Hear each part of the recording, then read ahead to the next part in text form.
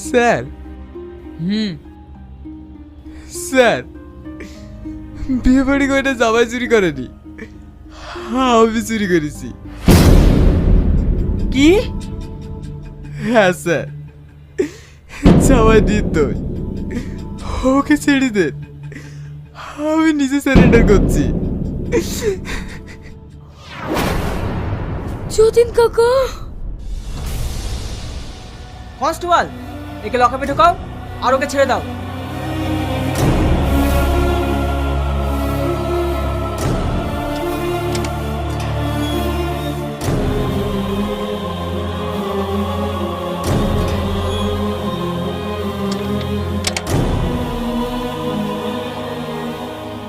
এটা তুমি কেন করলে কাকা?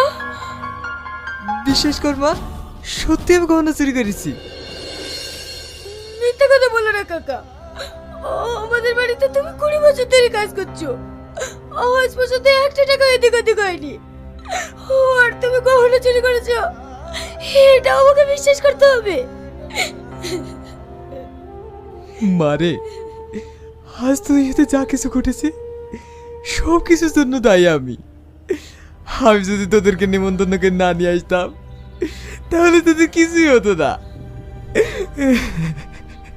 কেঁদো না কাকা, ছোটবেলা থেকে তুমি আমাকে কোলে পিঠে করে মানুষ করেছো, আমি তোমাকে নিজের বাপ হিসেবে মানি। তোমার চোখের মানে আমার সহ্য হচ্ছে না কাকা। তাহলে তুই বল, নিজে জামাইকে পুলিশে আটকে রাখবে আর আমি বাপ হিসেবে কি করে চুপ করে থাকি? যতীন কাকা, তোরা ছাড়া এই দুনিয়া আমার কেউ নাই রে, আমাকে রিমাইন্ড হবে না। তোরা বাড়ি ফিরে যা, তবে তোর এই বাড়িতে কোনোদিন আসবে না। ওরা টাকা ছেড়ে কিচ্ছু জানে না। আপনি কোনো চিন্তা করেন না কাকা, যেভাবেই হোক আমি আপনাকে এখান থেকে খুব তাড়াতাড়ি ছাড়াবো।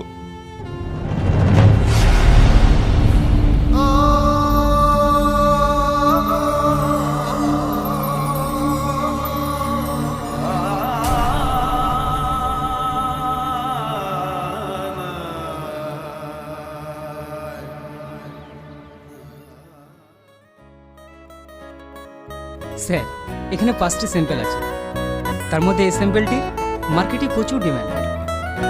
সে তো খুব ভালো কথা, তাহলে এর অর্ডারটা বাড়িয়ে দাও।